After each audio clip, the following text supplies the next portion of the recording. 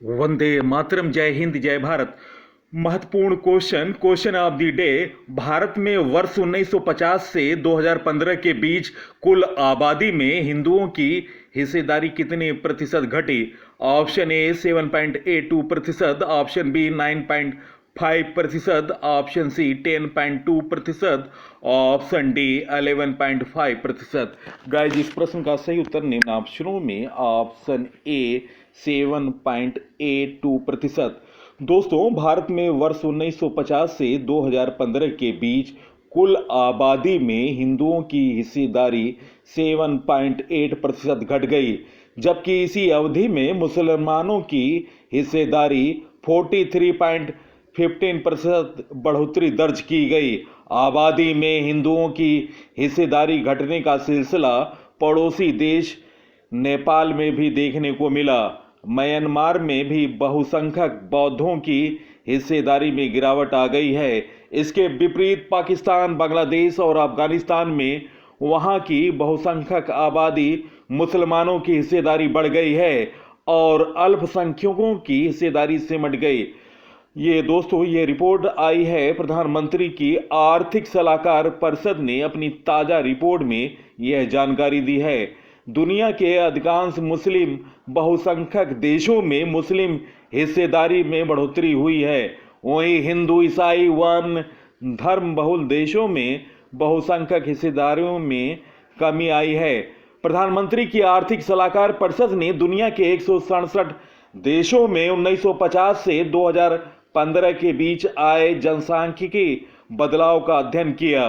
परिषद ने इसी महीने ये रिपोर्ट जारी की है। और दोस्तों, बहुसंख्यक उन देशों में माना गया है जिनकी आबादी 75% से अधिक है। रिपोर्ट के अनुसार इन देशों में 65 वर्षों में बहुसंख्यकों की हिस्सेदारी में 22% की कमी आई है, लेकिन यह सिलसिला मुस्लिम बहुसंख्यक देशों पर लागू नहीं होता है। मुस्लिम बहुल 38 देशों में मुस्लिम हिस्सेदारी बढ़ी है। रिपोर्ट का उद्देश्य किसी देश की जनसांख्यिकी में परिवर्तन का वहां की लोकतांत्रिक प्रक्रिया और शासन प्रणाली पर पड़ने वाले असर का आकलन करना है। दक्षिण एशियाई देशों में 65 साल में आए जनसांख्यिकी परिवर्तन की तस्वीर पेश करते हुए रिपोर्ट में कहा गया कि म्यांमार में बहुसंख्यक बौद्ध हिस्सेदारी 78.53% से घटकर 17.80% रह गई। हालांकि श्रीलंका में बहुसंख्यक बौद्धों की हिस्सेदारी 64.28% से बढ़कर 67.6% हो गई। श्रीलंका की तरह भूटान में भी बौद्धों की हिस्सेदारी में जबरदस्त इजाफा हुआ है और यह 71.44% से बढ़कर 84.0% पर पहुंच गई। भारत की तरह हिंदू हिस्सेदारी में कमी का सिलसिला नेपाल में देखा गया। वहां हिंदुओं की संख्या 84.30% से घटकर 81.26% तक पहुंच गई। पाकिस्तान में 1950 में 77.45% मुस्लिम आबादी थी, जो कि 2015 में 80.36% पर पहुंच गई।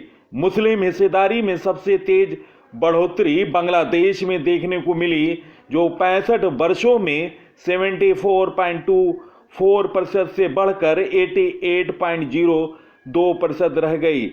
अफगानिस्तान में भी मुस्लिम हिस्सेदारी में 88.75% से बढ़कर 89.0% पर पहुंच गई। दक्षिण एशिया में अकेले मालदीव में मुस्लिम हिस्सेदारी में मामूली गिरावट दर्ज की गई है, जो कि 99.83% से घटकर 98.36% पर आ गई है। दोस्तों, भारत में फल फूल रहे हैं अल्पसंख्यक।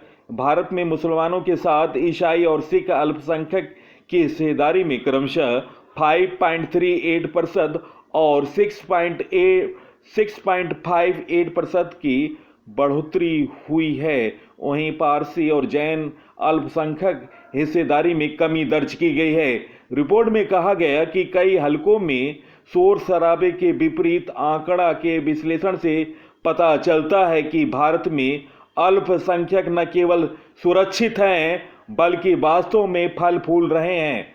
दोस्तों, जनसांख्यिकी में आए बदलाव को ऐसे समझिए।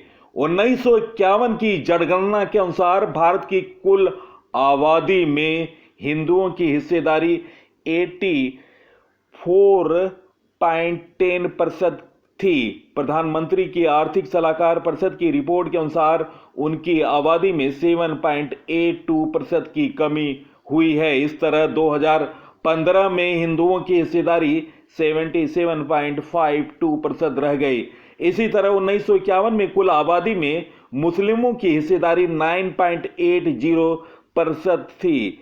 इसमें 43.15% की बढ़ोतरी हुई। इस लिहाज से 2015 में कुल आबादी में मुस्लिमों की हिस्सेदारी बढ़कर 14.02% हो गई है। तो दोस्तों, सबसे पहले महत्वपूर्ण जानकारी, सबसे तेज जानकारी मेरे चैनल पर आप स्टडीज ऑन पीसी को फॉलो करो और सब्सक्राइब करो। नवीनतम जानकारी, सामान्य ज्ञान, टॉपिक वाइज वीडियो चैनल पर देखें। सबसे पहले समसामयिक घटनाओं पर आधारित जानकारी चैनल पर। तो दोस्तों, इसी के साथ मैं इस अंक से विदा ले रहा हूं। अगले अंक में आपसे मुलाकात होगी। तब तक के लिए नमस्कार, वंदे मातरम, जय हिंद, जय भारत।